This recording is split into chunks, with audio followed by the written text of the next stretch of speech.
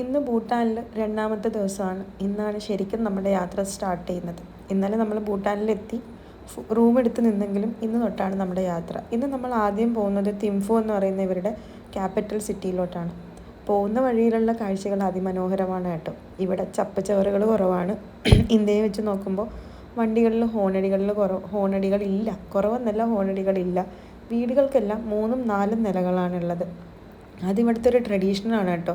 താഴെ കന്നുകാലികൾക്കും അതിൻ്റെ മേലെ ഫുഡ് സ്റ്റോക്ക് അങ്ങനെയൊക്കെ ഓരോ നിലയ്ക്കും ഓരോ പ്രത്യേകത ഉണ്ട്. അവസാനത്തെ നിലയിൽ, അതായത് ഏറ്റവും ടോപ്പ് നിലയിൽ ഇവർ താമസിക്കും. അങ്ങനെയാണ് ഇവിടുത്തെ വീടുകളൊക്കെ പണിതിരിക്കുന്നത്. പോകുന്ന വഴിയിൽ നിറച്ചും പച്ചപ്പും ആകാശവുമാണ്. നിങ്ങൾക്കറിയാം എനിക്ക് പച്ചപ്പും ആകാശവും എത്രത്തോളം ഇഷ്ടമാണെന്ന്.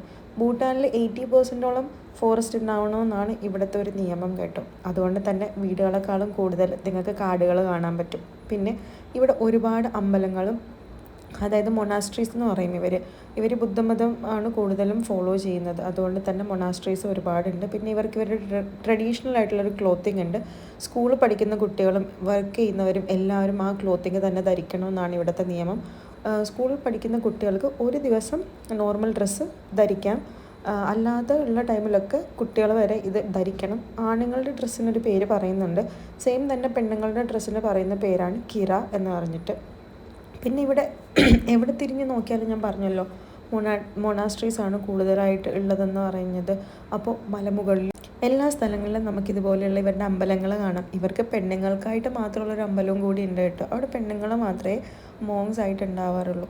പിന്നെ പോകുന്ന വഴിയിൽ ഈ അമ്പലങ്ങൾ കൂടുതലുള്ളത് കൊണ്ട് തന്നെ ഇവർക്ക് കുറേ ആചാരങ്ങളുണ്ട്. ഇവരുടെ കൂടെയുള്ള ആരെങ്കിലും മരിക്കുമ്പോൾ ഇവർ 3 ദിവസം ആ ഡെഡ് ബോഡി അവിടെ ഇങ്ങനെ വെക്കുമെന്നാണ് പറയുന്നത്. കാരണം ഇവർ വിശ്വസിക്കുന്നത് ഈ 3 ദിവസത്തിനുള്ളിൽ ചിലപ്പോൾ ജീവൻ തിരിച്ച് കിട്ടിയേക്കാം എന്നും ഇവർ വിശ്വസിക്കാറുണ്ട്.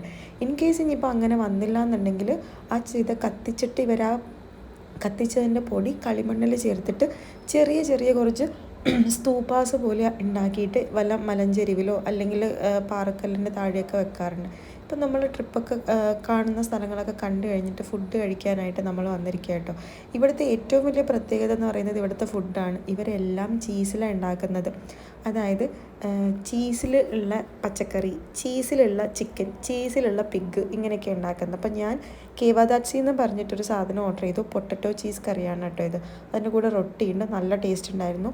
പിന്നെ നമ്മൾ യാത്ര തുടങ്ങി. പോകുന്ന വഴിയിൽ ഒരു ലാൻഡ് സ്ലൈഡ് ഉണ്ടായി, ഒരു വണ്ടി സ്കിഡായി പോയി. അപ്പോൾ തന്നെ അവർ വേറെ റൂട്ടൊക്കെ പുതുതായിട്ട് ഉണ്ടാക്കി. നല്ലപോലെ ലാൻഡ് സ്ലൈഡ് ഉണ്ടായിട്ടുണ്ടായിരുന്നു. നല്ല പേടിയുണ്ടായിരുന്നു കേട്ടോ. നമ്മൾ ഇത്രയും പേര് പോകുന്നതല്ലേ. ഞങ്ങളാണെങ്കിൽ ഇതിൻ്റെ അകത്ത് പാട്ടും കൂത്തും ബഹളവും ഒക്കെ ആയിരുന്നു. പിന്നെ ഇതെത്തിയപ്പോൾ ഞങ്ങൾക്കും പേടിയായി. ഞങ്ങളിങ്ങനെ മിണ്ടാണ്ട് നിന്നു. പിന്നെ ഇവിടുത്തെ ഏറ്റവും വലിയ ഇതെന്തെന്ന് വെച്ചാൽ ഇത്രയും ട്രാഫിക് ഉണ്ട് കണ്ടോ, എന്നിട്ട് ഒരാൾ പോലും ഹോങ്ക് ചെയ്യുന്നില്ല.